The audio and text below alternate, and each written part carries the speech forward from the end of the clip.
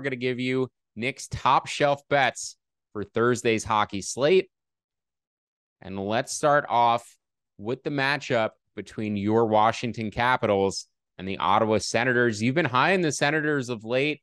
They've been playing better of late, certainly probably better talent-wise than their standings position would indicate. You're going with the Capitals as a road favorite on Thursday night. Yeah, these teams are both kind of in the same boat where we've been riding them a lot lately, but I actually still think what the Capitals have done is even a fair bit more impressive than the Senators. The Capitals have played to the third highest expected goals rate over the last 10 games. They're winning at an alarmingly high rate, and they keep getting quietly crucial bodies back in the lineup.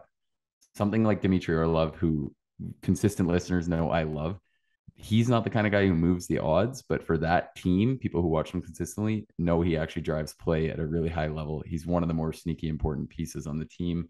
So now with the decor healthier, they're really controlling play at a high rate.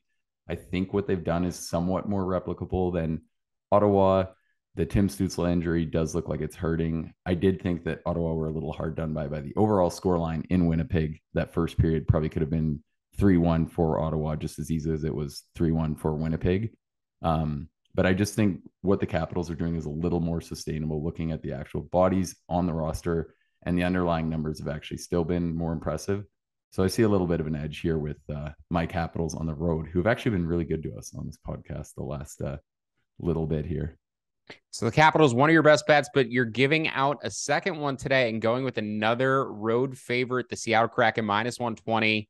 Vancouver Canucks +100 at home. The Canucks have been a bit of a letdown this year. We talked about the Kraken on Tuesday as probably a solid regular season team who could rack up points, grind its way to the playoffs because they don't have many holes. Maybe come playoff time against the best teams, they may struggle. But regular season matchup like the Kraken here on the road. Yeah, I like the Kraken here. You mentioned they don't have many holes. They're playing a Vancouver team that has some serious holes. I like the top pieces with the Canucks and some of the offensive stars. Outside of that, there is not a lot to like with the Canucks. I think it's really, really logical that we could see the Kraken greatly tilt the ice in this game. I think their decor is just moving. They're controlling play at such a higher rate, and the logic is there because they just have 1 through 6 guys who can suppress the opposition chances and move the puck up the ice. You look at Vancouver and that defensive core, there's about 3 bodies that really, really struggle to do both of those things. So I think that is just going to have this being another one where Seattle greatly tilt the ice. And I think that it was such a good example of what they did to St. Louis, because in a lot of ways, St. Louis are, and I know it's a back-to-back spot, but St. Louis are kind of built the same way as Vancouver. Obviously, they have a few more capable defenders, but it's kind of the same composition where they're just trying to cover some softer goaltending and lesser run of play with potent offense.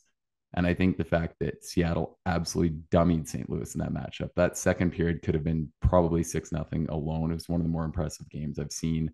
And a lot of Kraken periods have looked like that, where they just get rolling like shift after shift. There's just 4 lines that are strong play drivers.